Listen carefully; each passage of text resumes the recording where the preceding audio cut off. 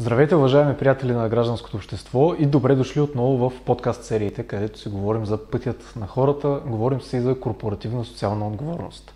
Днес на гости ни е абсолютно небезизвестният Максим Бехар, с който имаме честта да се срещнем.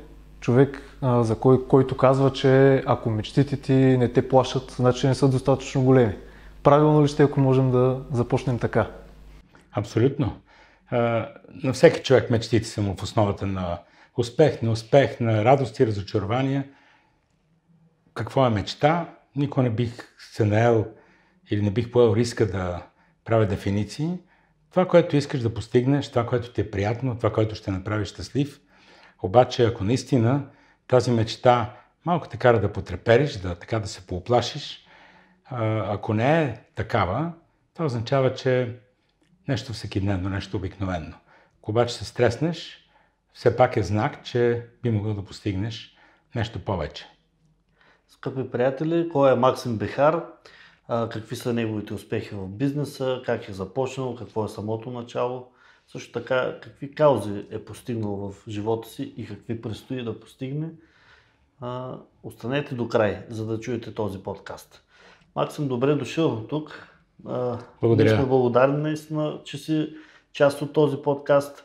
Младите предприемачи имат нужда от послания от хора, които са успели, които имат визия, които са минали по пътя си, за да могат да чуят, че и хората, които са успели, са обикновени хора, които следват своите мечти, както казвате. Така че ако може да започнем от там, кой си ти като личност, как започна всичко при тебе? Добър ден, казвам се Максим Бехар. Управлявам компания за Public Relations и социални медии и маркетинг и менеджмент, казва се M3 Communications Group. Стартирах я през 1994 година в един много студен декемврийски ден, когато в София имаше само един нотариат на попа, на патриарх Евтимий, и там се извиваха едни опашки с километри, за да можеш да направиш нещо, да си прехвърлиш имот, да се регистрираш фирма. И след като чакахме 2-3 часа на студа и трябваше вече да влезем с една адвокатка, която дори с извинение не си спомням името ѝ, и тя изведнъж излезе и каза, няма име на фирмата. И аз някакси автоматично казах М3 и си казах, някой ден ще го сменя след това. Ето не го смених вече 27 години, но всъщност започнах много по-рано. Започнах на 13 години и половина, когато баща ми влезе в малката ни кухничка в квартал Бъкстон, където продължава да живее майка ми, да е жива и здрава, и ми каза, Максим, не можеш да се шляеш цяло лято, трябва да отидеш да работиш някъде. Обаче на 13 години и половина трябваше да вземем разрешение от профсъюзите, каквото взехме. И аз отидах да работя в тогавашния завод Сердика, млекопреработвателен, днешния Данон, и ме сложиха в дърводелския цех да кува щаи. И един ден дойде големия шеф на Сердика, влезе вътре, такъв малко намръщен, и каза, кой е тук Бехар? И аз направо изумих, защото реших, че съм направил някоя пакост. И той ми каза, вярно ли, че знаеш английски? Значи знаех английски, ходех в местното читалище един път на седмица по 2 часа и знаех какво е добър ден и какво е прозорец и какво е довиждане. Обаче тогава, в уния години, това беше достатъчно. Някакво знание на английски. И така попаднах при директора, защото имаше чужденци, аз трябваше да превеждам. Разбира се, превеждах с жестове, криво-ляво, те ми обясняваха, аз какво разбрах, какво не разбрах. Обаче там имаше пишеща машина на секретарското бюро. И на тази пишеща машина и до ден днешен, не знам защо, започнах да издавам вестник на махалата, на Индиго, по 10 броя, струваше 10 стотинки и се казваше Daily News. Не мога да си представя на 13 години и половина, защо съм кръстил вестника си Daily News. Продавах го в махалата, купувахме си, вече не помня какво, боза, понички, еклери, каквото и да, и се черпихме всеки ден. И оттам започнах. Оттам започна моята любов или привързаност, или бих казал дори отдаденост към писаното слово. Към това да редиш думи, да убеждаваш, да влияеш, да разказваш. И през годините попаднах в журналистиката, много си обичах тази професия, докато един ден не ми попаднаха думите на Уинстън Чърчил, който е казал какво ли не и за всичко, но едно от тези неща, които много силно ме впечатлиха, бяха, че можеш да успееш с журналистиката, но трябва да знаеш точно кога да се откажеш от нея. И аз реших да се откажа. Започнах тогава, 1994 година, декември, реших, че беше много модерно да имаш рекламна агенция. И аз си казах, аз какво мога? Мога да пиша и да говоря. Значи, това е реклама. Без да разбирам въобще, че един ден ще вляза в този прекрасен бизнес Public Relations. Започнах своя бизнес в една малка кухничка, където беше моето бюро, домивката, и едно малко коридорче, където след, може би, 5, 6, 7 месеца вече имах и асистентка, която ми помагаше.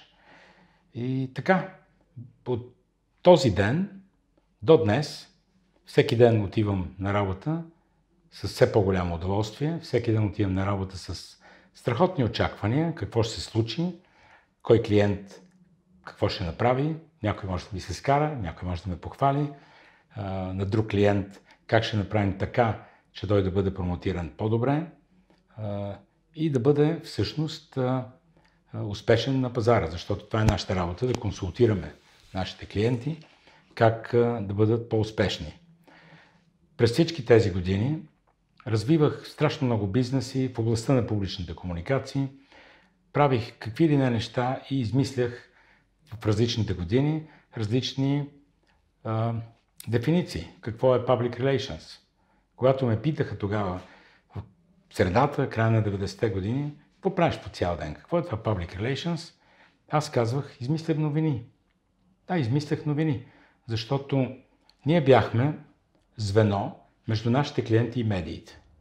Тогава, допреди 10 на години. Нашите клиенти идваха, чукаха на вратата и казваха, добър ден, господин пиар експерт, ние имаме добър продукт. Искаме този продукт да го промотираме добре пред нашите купувачи, за да продаваме повече и да печелиме повече и да назначаваме нови хора, да правим още повече продукти, по-иновативни. Можете ли да ни помогнете? И ние казвахме, да, ще ви представим този продукт по-добре пред медиите. Защото това беше единствения канал за влияние към купувачите на нашите клиенти. Медиите. Медиите, защото ние правихме така, създавахме новини, наистина създавахме новини, правихме така, че медиите да се поинтересуват от продукта на нашите клиенти или от тяхния бизнес, или от самите клиенти. И това беше дълги години, докато един ден не попаднаха медиите в наши ръце. И това са социалните медии, което тотално промени бизнеса ни и го обърна с краката нагоре или с главата надолу, зависи от къде го гледаме. Но тогава ние бяхме посредник между нашите клиенти и медиите. Сега нещата вече са съвсем други.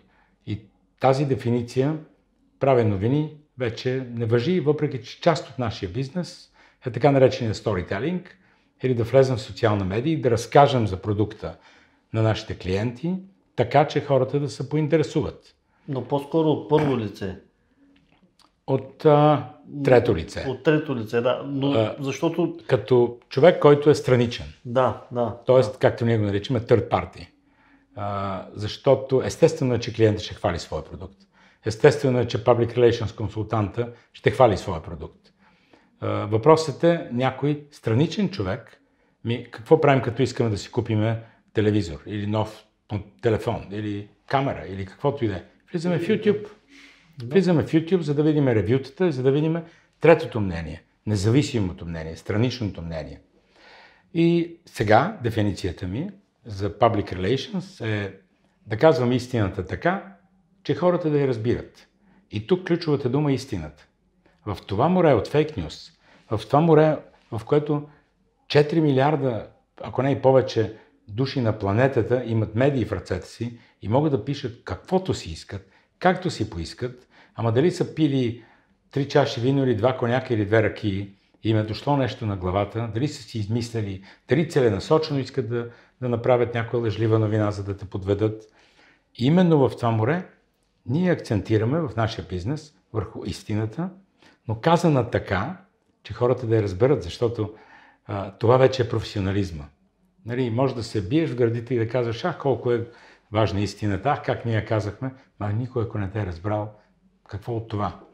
И така започнах с пишещата машина зад бюрото на секретарката, помня, че се казваше Минка, на директора на завод Сердика, през журналистическите ми години.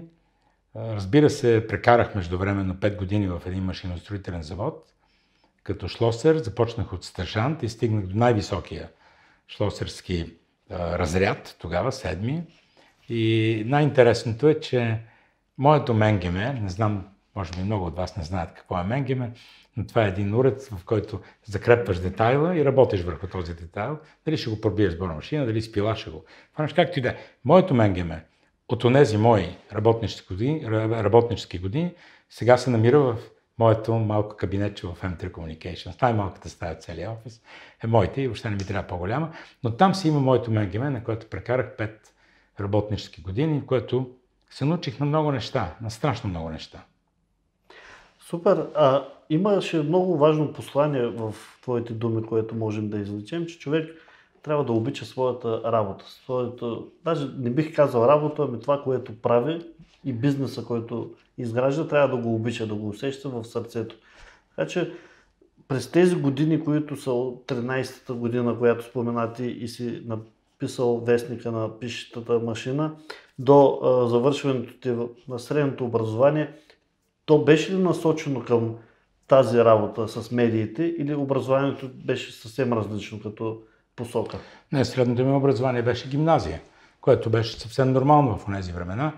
Даже след това, когато отидах в казарма и се върнах и татко ми ме накара да завърша един техникум двигатели с вътрешно горене, в който между другото също научих. Видях много интересни неща, главно таксиджи учих в този техникум и шофьори и се сприятелих с страшно много хора.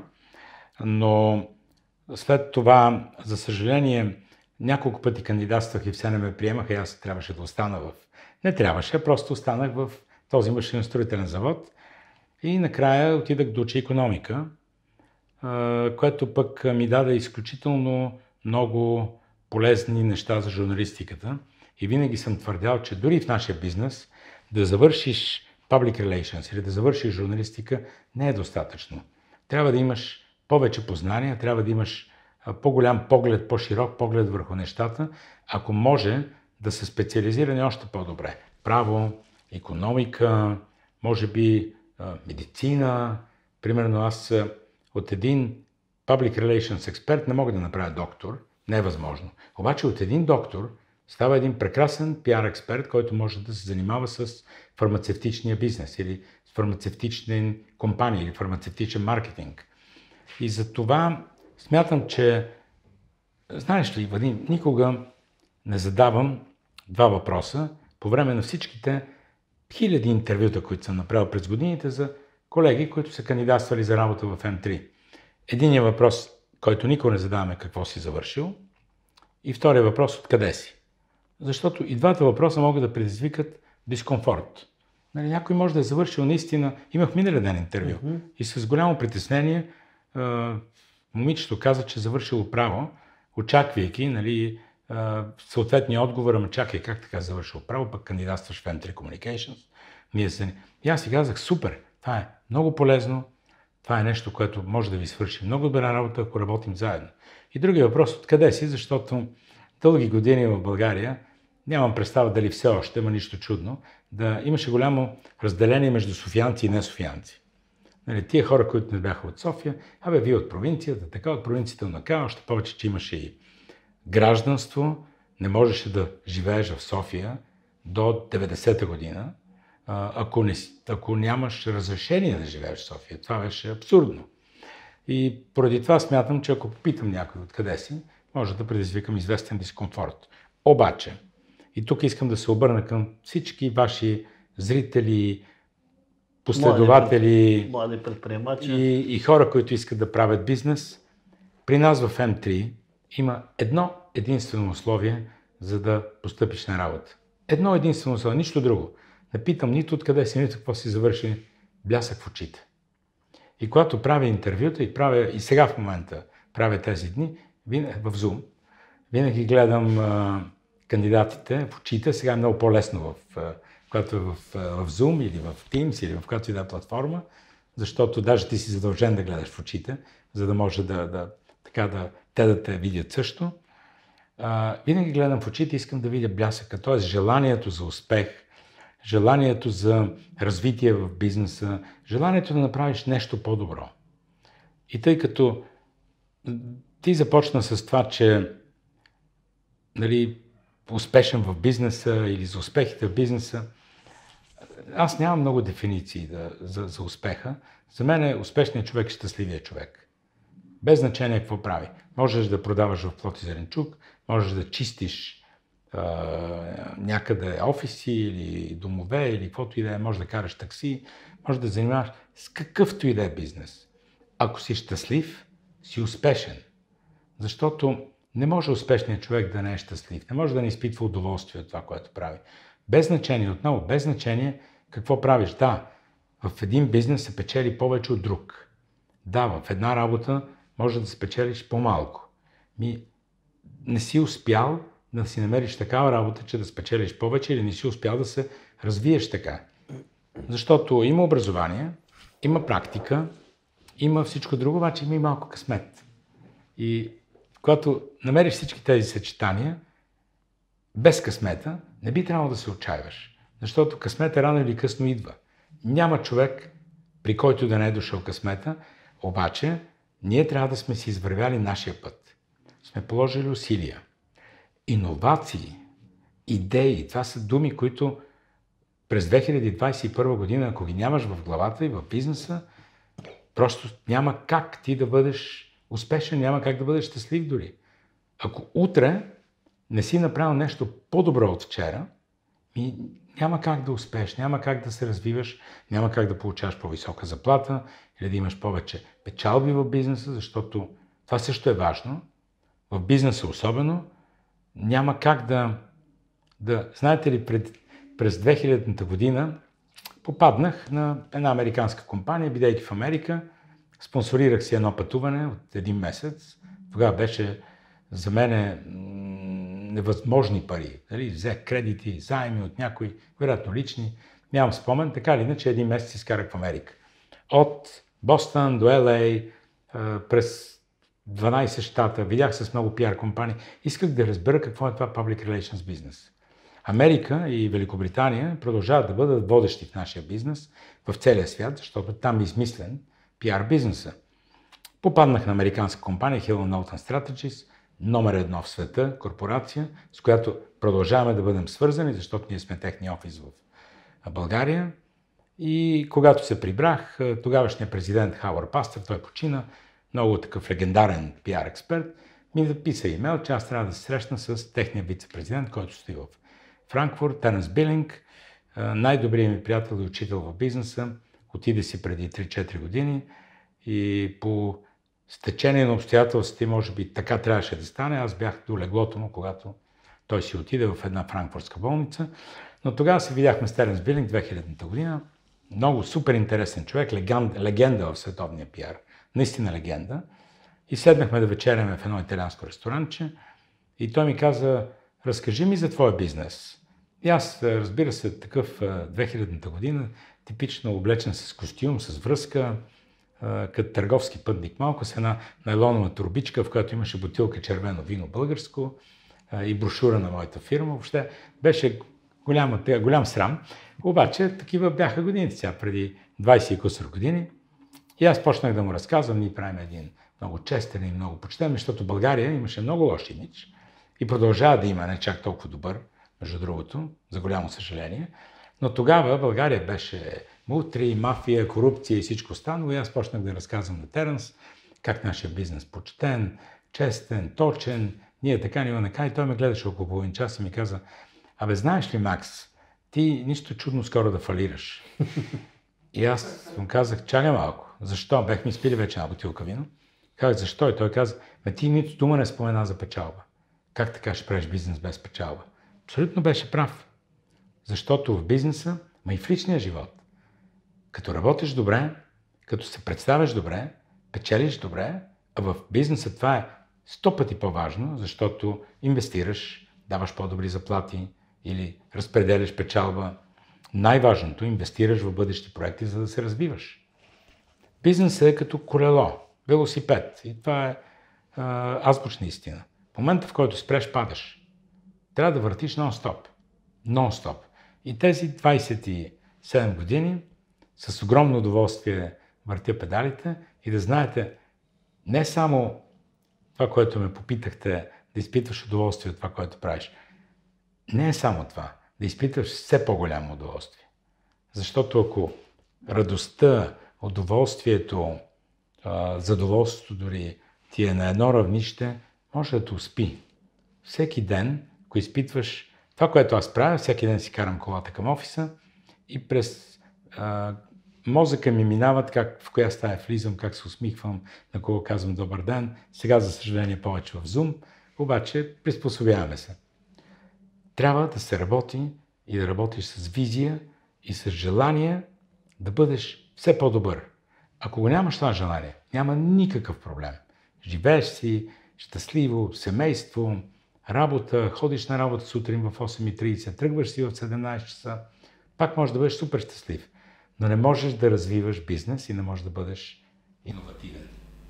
Знаете ли, по въпроса за пламъка в очите, така много ме грабна това, понеже и с блясъка, да, с Ераван Хера си говорихме същото и той каза точно това. Вика, за мен не е толкова важно вече кой къде е завършил, кой какво може и така нататък. Важното е това желание, което хората имат, постъпвайки дали на една позиция или по принцип за нещо. И това поражда един много интересен въпрос. Успя ли неформалното образование да се наложи вече като модел, който със сигурност трябва да бъде следван? Тъй като до преди няколко години малко не се признаваше това и тези меки умения, които могат да развият те. А сега някакси ми се струва, че в годините, в които нямахме вълната от онлайн информацията и онлайн комуникацията, може би имаше някаква логика да питаш кой къде е завършил. Дали си завършил Технически университет, дали си завършил Медицинска академия, Софийски университет, ако Софийски университет, каква специалност. Просто да видиш кой, как и защо. Сега образованието, информацията е навсякъде. Навсякъде. И за това аз не знам кое е неформално образование, между другото. Дали пък не е много по-формално сутрин, като станеш и като си направиш кафе, което правя всяка сутрин в 7 часа 1 минута, ставам, правя си кафе и чета задължително една статия, свързана с моя бизнес, която е пристигнала през нощта най-вече от Америка. Абонирал съм се за един вагон нюзлетери, обаче си казвам, трябва да прочета нещо интересно. Ами това за мен е много по-формално образование, защото аз научавам нещо ново. Да, не ми го е казал някой уважаван професор. Да, не съм го прочел в някой учебник, който е издаден миналата година, преведен от английския, в Америка е бил издаден преди 7 години и от тогава вече света е съвсем друг и неузнаваем. Струва ми се, че формалността е да имаш ритъм по-скоро. Да знаеш, че днеска трябва да науча нещо ново. Тази седмица трябва да знам нещо ново. Дай да си го запиша. Дай да видим как да го развия. Сигурен съм, че теорията също е важна и все по-важна, защото не може да е така изведнъж от никъде.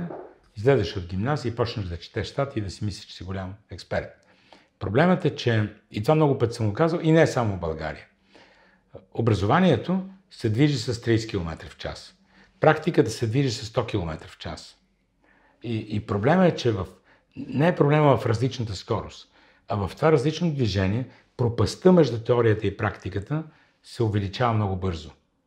И за това не мога да си представя, че някой, който ще учи в, да кажем, Софийски университет, Public Relations в моята специалност, няма да работи едновременно. Знаете ли, завърших Пражкия икономически институт преди много години, ама много наистина. И от първи курс, от първия ден, в който учих, и то в чужбина, и то с един доста труден език, особено за писане, какъвто е чешкия. И въпреки това, всеки ден работих. Работих в редакция, от сутрин до вечер, даже по-рано ходих в 7 часа в редакцията, защото нямаше достатъчно пишещи машини. Редакторите идваха в 11. Аз трябваше между 7 и 11 на чешки език, който е безумно труден, да си напиша своите статии. Обикновено идваше редактора, Ярослав Майорос, още сме приятели, поддържаме прекрасни отношения. вадеше листа от пишещата машина и казваше: Макси, това е за буклука. И го фърляш. И аз на следващата сутрин отново. А събота и неделя ходих да мета улици, за да си докарам някой лев за бира, защото в Чехия беше много приятно да се събираш с... Но и метенето на улици, и работата ми в супер престижната тогава редакция ми носеха много практика. И това, което учих в университета, да, нямаше онлайн медии, нямаше откъде да науча нещо практическо и нещо интересно, научавах го от работата си. Имам колеги в компанията, които са студенти, буквално втори курс в университета и се справят прекрасно, учат практика и съм сигурен, че един ден те ще се умеят добре да съчетаят теорията с практиката. В този смисъл нямам представа кое е формално и кое е неформално образование. Както нямам представа кое вече коя презентация вече е по-важна. Дали тази, която гледаш човека онлайн, или пък когато седнеш да пиеш едно кафе или една бира с него и си говориш. И едното и другото имат предимство. Онлайн комуникацията, особено през последните 18 месеца след пандемията, откривам изключително много предимства в нея. Много хора са против това и казват: нали, ние онлайн не искаме да се виждаме. И искаш, не искаш, това е вече живота. Но примерно всеки ден в 16 часа се срещаме целия ми офис онлайн за 10 минути, за 15 минути. Казваме си нещо през деня какво е било, ако трябва за някакъв проект, ако трябва да си разказваме някой виц. Понякога се срещаме с интересни хора и те говорят на различни теми с нас.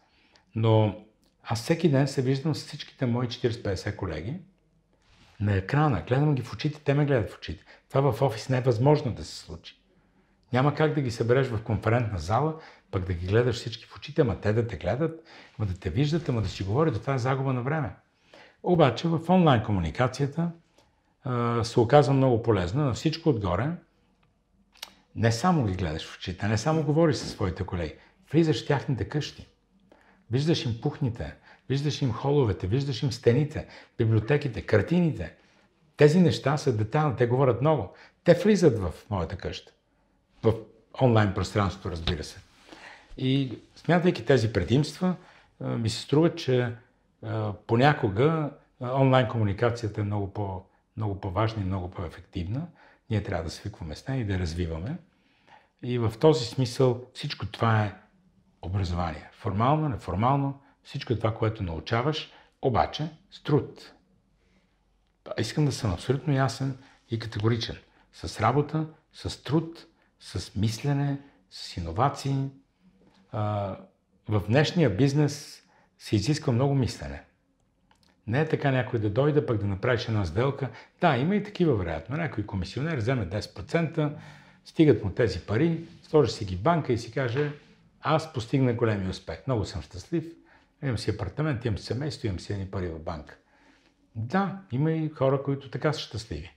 Обаче, ако искаш да правиш добър бизнес, всеки ден трябва да си по-добър от предишния. Защото спреш ли на едно място, много е рисково този бизнес да загине. Пък дори да не загине, това е супер скука.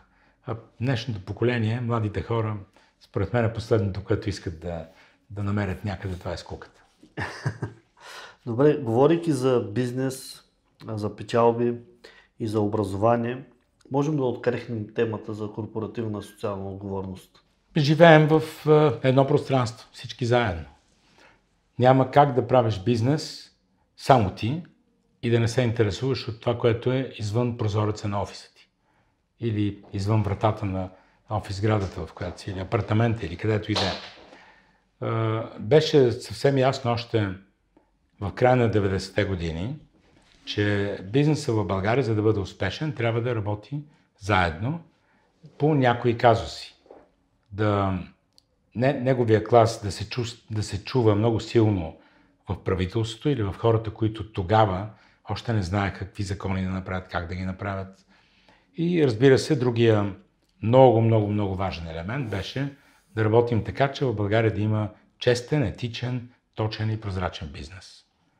Защото тогава хората, които правеха бизнес, трябваше да се подчиняват на тези, които правят далавери, които правят си бизнес, които не плащат данъци, не плащат социални осигуровки, крият и всичко останало.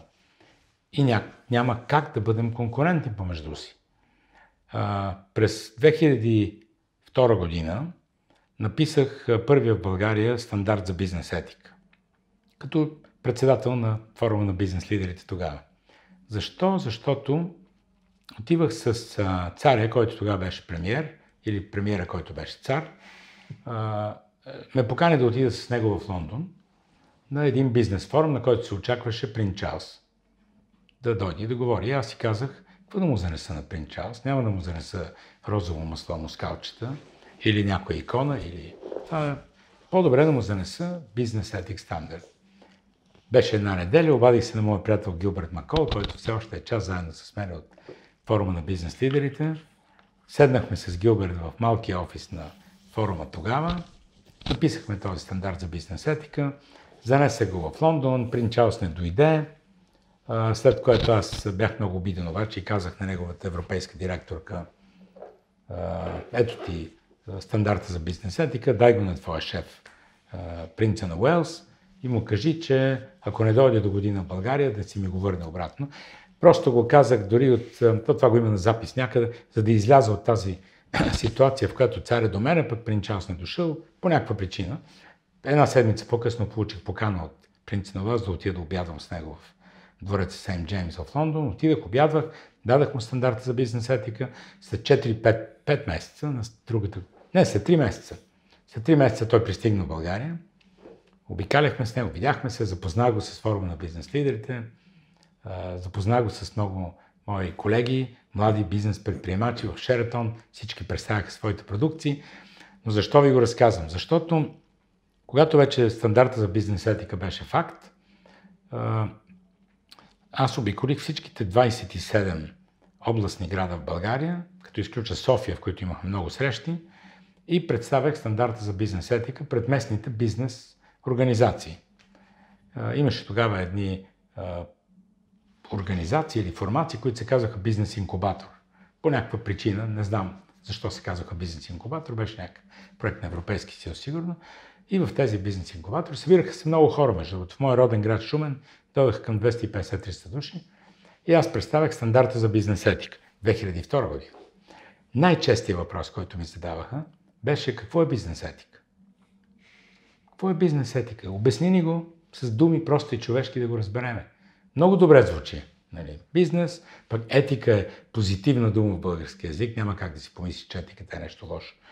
И тогава измислих определението, което ми се струва, че е много близко до действителното, и това е, че всъщност етичният бизнес или етиката в бизнеса е да правим прозрачни печалби.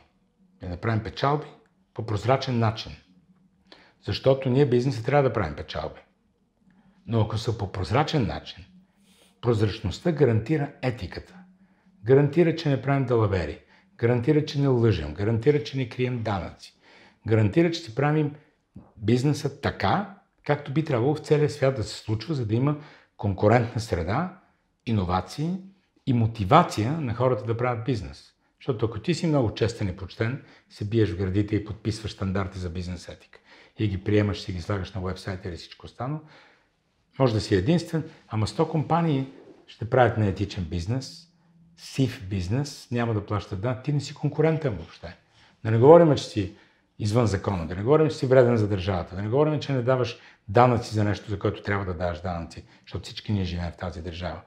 И ето така се родиха идеите за корпоративна социална отговорност. Тоест, ние в бизнеса да помагаме на обществото по начин, по който обществото да се чувства по-добре, защото ние сме част от него. Хора в нужда. Помагали сме много и ще продължаваме да помагаме. Млади предприемачи. Хора, които искат да започнат бизнес. И това не е благотворителност. Това е наше задължение. Струва ми се, че през годините самото понятие корпоративна социална отговорност прие съвсем различен формат и започна да изисква съвсем различни неща от бизнеса. Ако беше необходимо края на 90-те години, началото на 2000-та година, ние да правим благотворителност, да помагаме на сиропиталища, на деца в нужда, да помагаме на различни държавни учреждения, училища, университети, да правим дарения. Според мен това вече не е приоритет. Аз се стреснах, трябва да било 2003, 2004, 2005 година, измислих една идея, заедно с Радио FM+, тогава е моят приятел Петю Пунчев, измислих една идея, която се казваше Един ден в Хилтън. И реших да отида да вземем едни деца от едно сиропиталище в рамките на, да кажем, корпоративна социална отговорност, коледни дарения, които правихме в нашата компания, да вземем едни стотина деца, да ги вземем в Хилтън с тогавашния генерален директор Армин Заронян, мой прекрасен приятел сега е в Турция. Решихме един ден да предоставим целия хотел на сираци. Да обядват там, да видят президентски апартамент, пък да играят, пък им донесахме различни игри, купихме и така и така. Защо? За да може да променим техния живот. Един ден, това беше моята концепция, дано някой ни гледа от тези дечица. Може да е успешен млад бизнесмен, иноватор, учен. И тогава аз стоях да ги взема тези дечица от въпросното сиропиталище, някъде край София беше, с един автобус и аз карам моята кола, едни снегове бяха много трудно. Карам моята кола пред автобуса и влизам вътре в сиропиталището и чака там едни 50, 60, 70 дечица, слушанки, готови, опаковани да ги вземем. И те ме питат, Чичо, къде отиваме? И аз казах, отиваме дечица в Хилтън. И едно детенце ми казва, вчера бяхме в Шератон. И аз си казах, чакай малко, какво правиш? Какво правим ние с тия деца?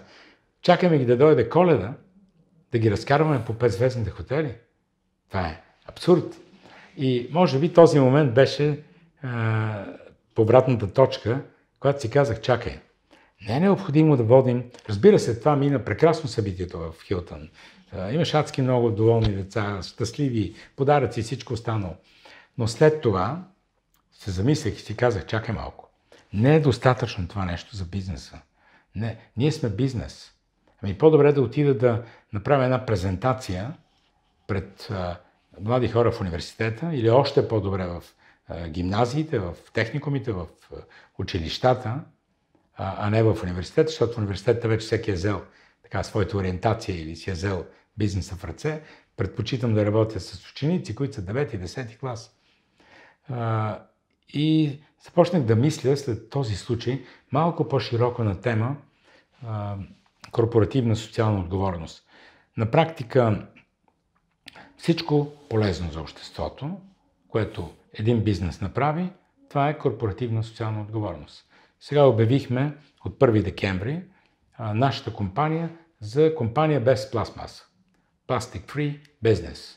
Направихме си лого, обявихме го пред всички колеги. Това ще е процес, няма да стане от днес до утре да изхвърлим цялата пластмаса. Каквото можахме, разбира се, всичко ще изхвърлим. Сега не мога да се преборя с капсулите за кафе.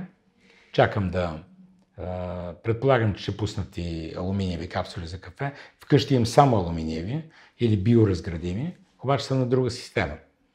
Но това са дребни неща. Капсули за кафе или химикалки или това са абсолютно дребни неща.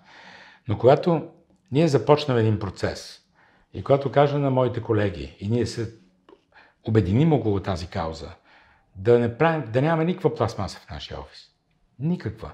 До края на 2022. Дали сме си една година. Папки, джобчета, както се наричат тези пластмасови, всичко ще изхвърлим. Да, не може да изхвърлиме мониторите, примерно, чието корпус е пластмасов, но това е най-малкият проблем. Става въпрос за пластмаса, която е оборотна, която всеки ден, чашки, лъжички и всякакви такива неща. Защо? За да не замърсяваме природата. За мен това е отговорност. Дали е корпоративна, социална, сигурно. Обаче за мен е нещо, което е по-позитивно, нещо, което почваме да правим в насока, да запазим природата.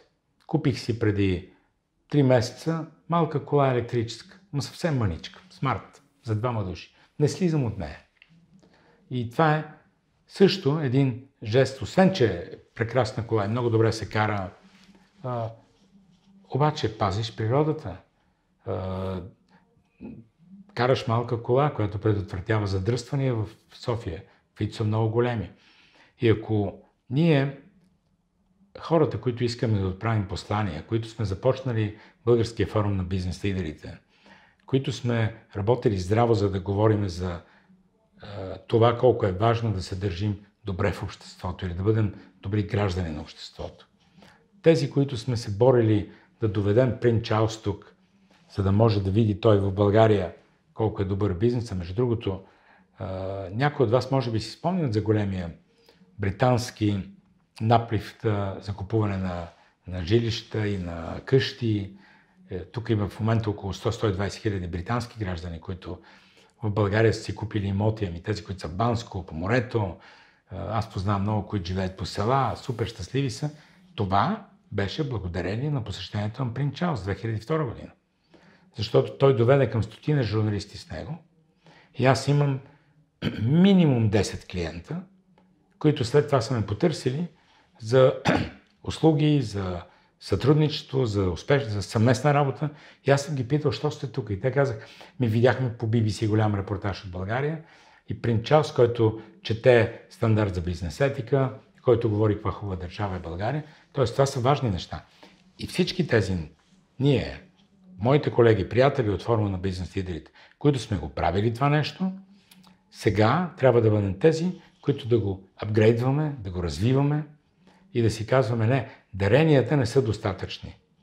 Трябва да пренасяме опит, трябва да разказваме за това как трябва да се работи по-добре и по-нормално, и по-инновативно, и по-успешно, и по-приятно през 2021, 2022, 2023 година и да се опитаме да гледаме малко напред. Не това, което сме направили до сега, което сме го направили, да сме живи и здрави. Да гледаме малко напред. Какво ще направим? Как ще помагаме на младите хора, които, аз не знам какво е определението за млад човек, искам много дебело да го подчертая това и много сериозно да ви го кажа, че не знам кой е млад, който е на 20 или който е на 60. Срещал съм се с хора, които на 20 години мислят доста по-ретроградно и много по-консервативно, отколкото хора на 60. И когато си мислех кой е млад и кой е стар, измислих дефиницията за това кога си млад, кога си стар. Всичко зависи и е право пропорционално на скоростта, с която хората взимат решения. Взимаш бързи решения, си млад човек. Моткаш се, туткаш се, не се осмеляваш да вземеш някое решение, страх те, притесняваш се, стар си. В нашата компания имаме няколко закона, дефиниции, ценности, които ни движат през всички тези години. И един от законите, който аз формулирах преди 20 години, е закона на 3 S. И това е Speed, Simplicity, Self-Confidence. Значи Speed, скоростта е супер важна. Скоростта на взимане на решения, скоростта да отговориш на имейл, скоростта да комуникираш с клиент, скоростта да комуникираш с медия, скоростта да прочетеш, да научиш нещо. Speed в днешния свят, в днешния живот е супер важно нещо. Simplicity, да направим нещата прости. Заливат ни милиони информации, голяма част от тях фейк, голяма част от тях неточни, голяма част от тях неграмотни, написани недобре.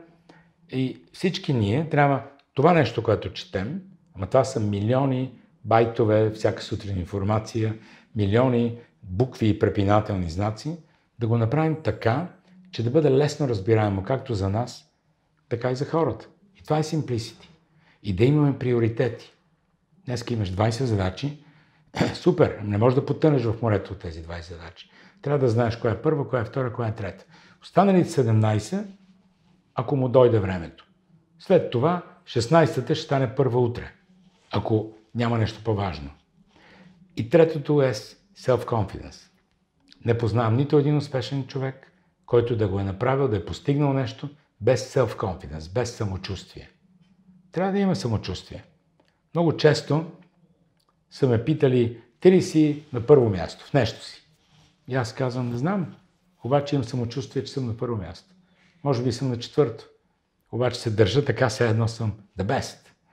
И това самочувствие всъщност ти дава възможност да си освободиш главата от всякакви комплекси, от всякакви предразсъдъци, всякакви притеснения и да вървиш напред, за да имаш интересни идеи, да бъдеш иновативен.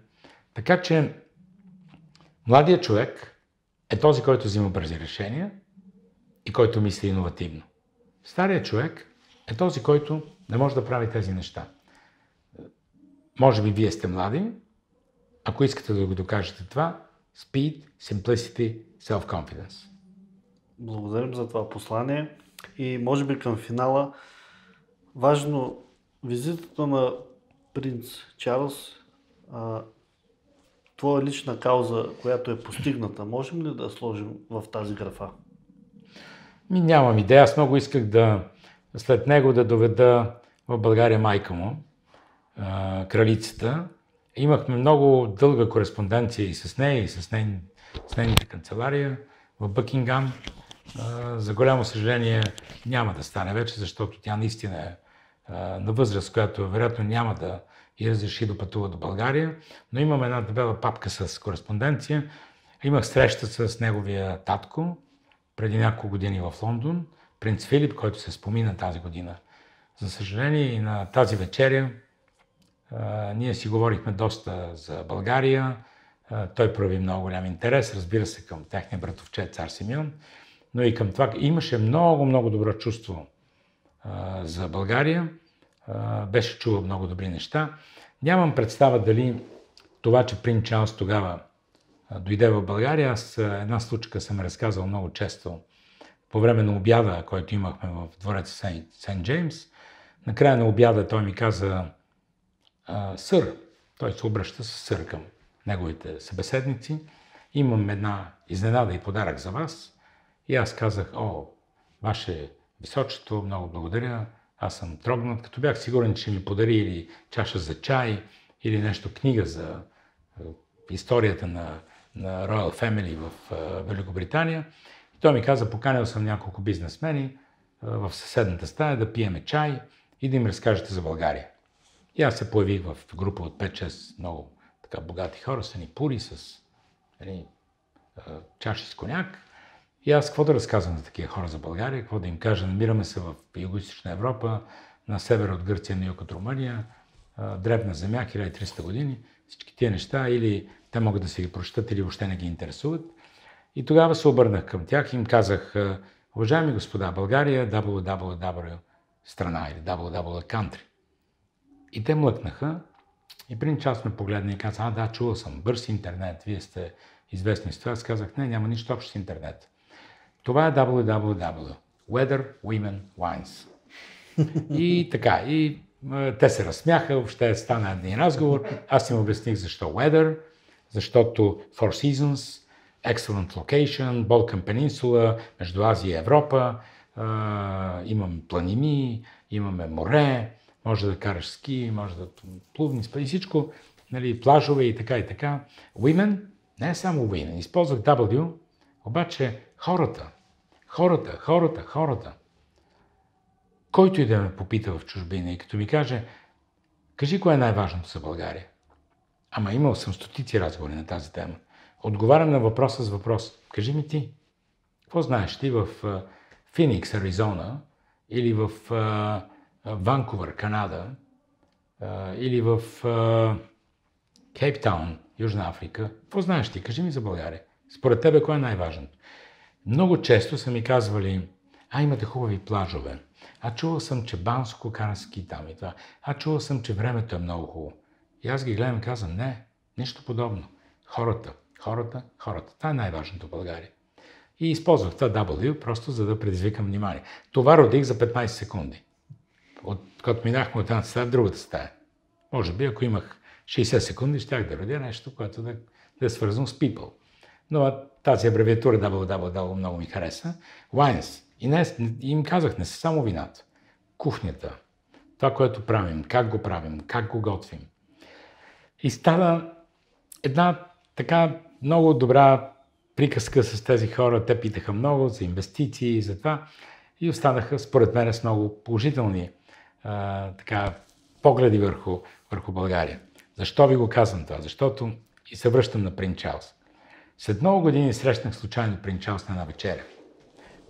И в Лондон, по съвсем друг повод. И в един момент беше, може би, 3 маси през тази маса, която аз бях.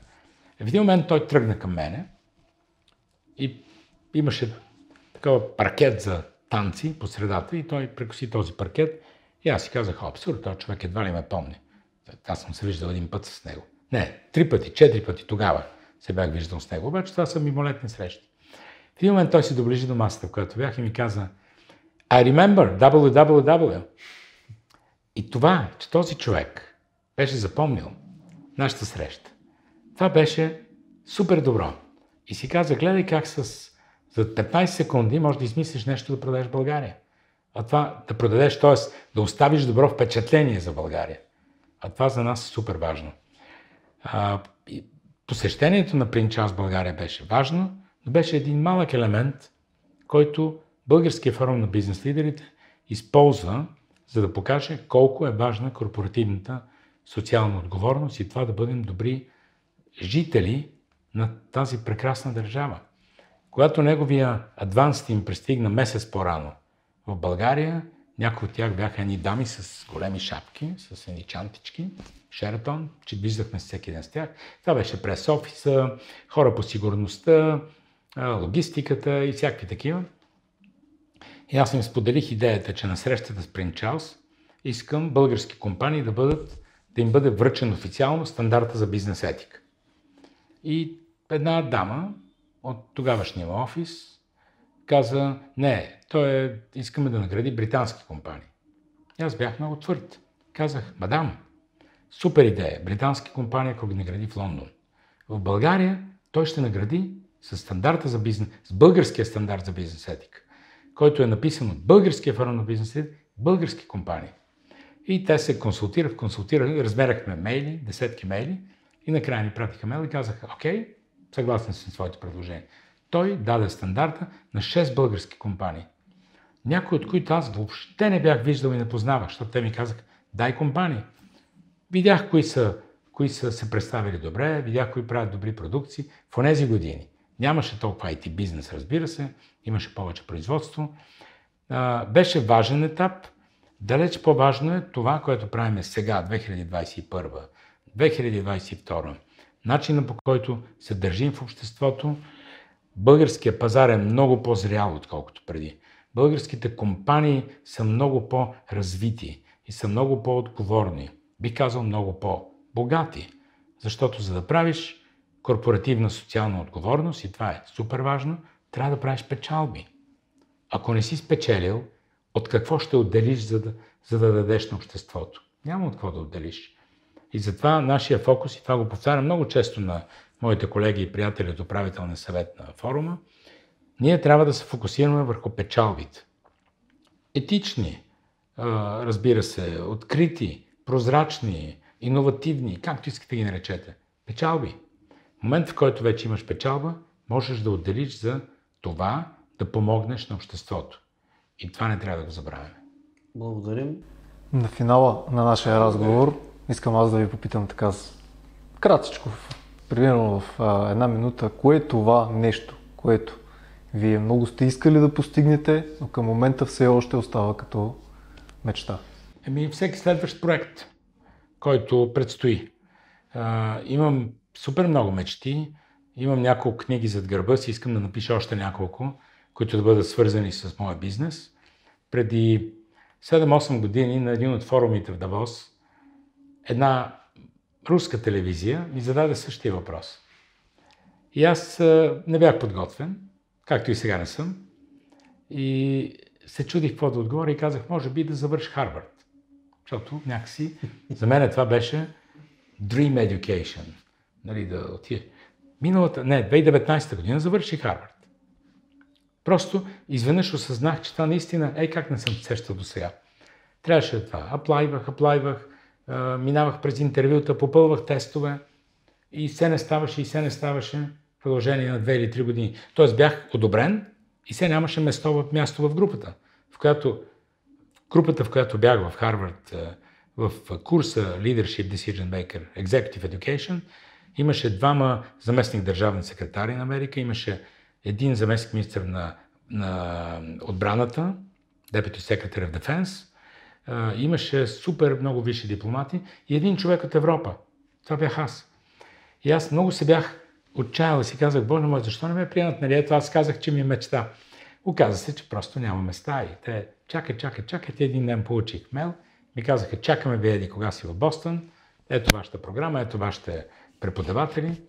Сега това, което искам да направя, е да видя компанията ми, M3 Communications Group, още по-иновативна, с още по-добри експерти и да напиша няколко интересни книги, които да разказват за бизнеса, за да може много хора, които гледат този разговор, за който наистина много ви благодаря за цялото това време, да го имат и в писмен вид или на Kindle си, или на таблета си. И това, което могат да научат от него, дай Боже да с 1 цент да съм, или 1 милиметър да съм допринесъл за това, ще бъда най-щастливия човек. Благодарим. И едно финално послание към младите предприемачи. Един ден на един от форумите в Давос ми се обадиха в 10 часа вечерта и ми казаха, един лектор ни отпадна утре сутринта за 11:15. Много те моля да си преместиш презентацията от след 2 дни, да преместиш утре за 11:15, но трябва да измислиш нова заглавие и нова презентация. И аз тогава направих една презентация от 3 слайда, която се казваше PR експертите никога не се предават. PR experts never give up. И това, което мога да ви кажа, че никога не трябва да се предават. Ще имате трудности, те ще ви научат. Ще имате проблеми, ще ги преодоляват. Далай Лама казва, if you lose, don't lose lessons. Ако загубиш, не губи уроците. Но това е само част от процеса за непредаване. Никога няма да се предават. Искате да постигнете нещо, честно, почтенно, точно, професионално, направете го. Благодаря. И аз благодаря. Чао и до нови срещи!